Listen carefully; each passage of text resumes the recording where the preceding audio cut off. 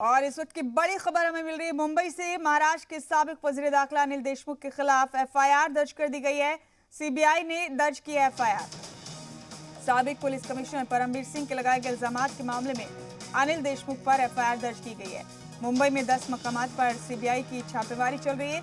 Bombay high court के हुक्म पर सीबीआई इल्जामात की शुरुआती जांच कर रही है। सीबीआई को बॉम्बे हाईकोर्ट को 15 दिन के अंदर शुरुआती जांच रिपोर्ट सौंपनी है।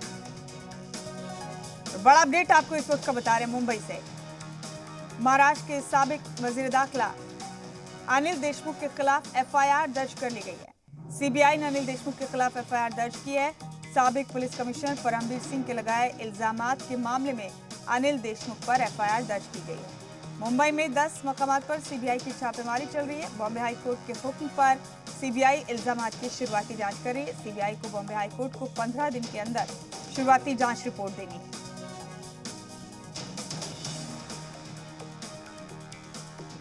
बड़ा अपडेट आपको इस वक्त का मुंबई से बता रहे हैं। 10 जगहों पर सीबीआई की छापेमारी चल रही है और बड़ी खबर यह है कि साबिक वजीर दाखिला महाराष्ट्र अनिल देशमुख के खिलाफ एफआईआर दर्ज कर ली है।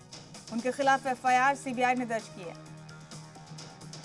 साबिक पुलिस कमिश्नर परमबीर सिंह के इल्जामात की बुनियाद पर सीबीआई ने अनिल देशमुख के खिलाफ भी एफआईआर दर्ज की है। आपको बता दें कि शुरुआती जांच कर रही इल्जामात की सीबीआई बॉम्बे हाईकोर्ट के हुक्म पर, और इसी के चलते मुंबई में 10 मकामात पर सीबीआई की छापेमारी की कार्रवाई चल रही है।